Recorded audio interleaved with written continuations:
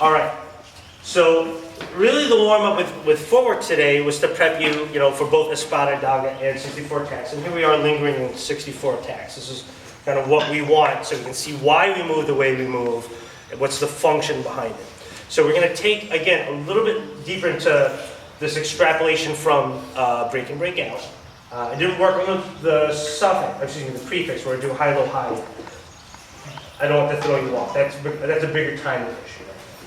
But we're going to take the rest of the drill, because it's based on sensitivity and positioning and how to enter. So again, 1 and 2 is nice and slow. Dave decides to come in slow. Uh-oh, here I'm in trouble. He wants to do the punch. I sidestep to keep myself out of harm's way. He pulls his arm in and I get punched here. This sidestep, remember I talked about this coming back, almost like in a reverse punch chamber? Because I can't rotate any further back comfortably, don't basically really goes forward, and I'm going to use that to punch towards him. He doesn't want to get punched in the face. But, in case, if I want to win at this juncture, I'm using this hip rotation to get a punch to the face.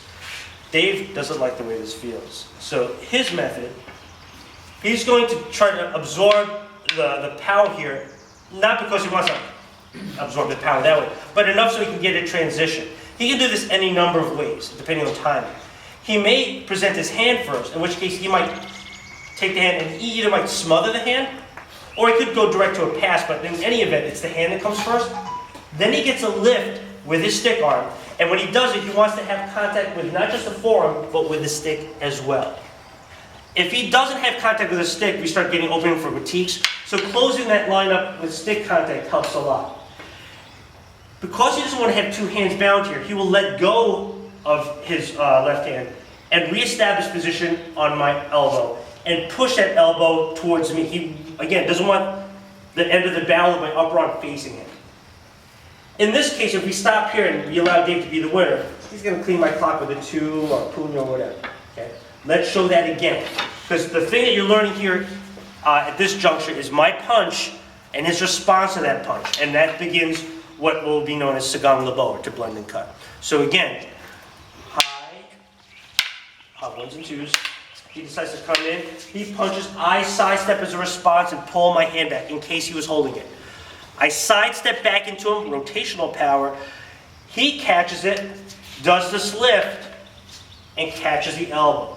That's what the hands are doing. Let's back up a little bit. Watch what his feet are doing. Remember, he doesn't want to absorb this powerful force for any long duration of time. So when I punch, he dissipates it by going from my inside, travels to my outside.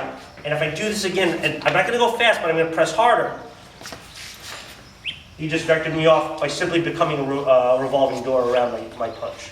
See how that works? It's not because you want to do fancy motion, it's because he has to do it out of function. So again, high, 1s and 2s. He comes in. He wants to throw the punch. My sidestep gets me out of harm's way, and he pulls that hand in. I sidestep for power. He sidesteps to dissipate my power. Hand, stick, hand. Observe the palm-up position. That's what you're trying to achieve with this part of the drill. But the focus is on the footwork. Because if your footwork's not there, you're going to eat it. Any questions? Need to see it again? One more time. Sure, no problem. 1s and 2s. Although the focus is on the footwork, I want to focus on Dave's cadence on his hands. Right now he's on the inside of my guard. He's between my 2 arms. When I throw this punch out, it gives him the position now from inside my guard, and he gets to transfer to the outside of the guard, where it's tougher for me to use my left hand. He's established position on me while dissipating my energy in another direction. Again. Yes, sir. Good morning, Dan. Everyone else? Is it okay?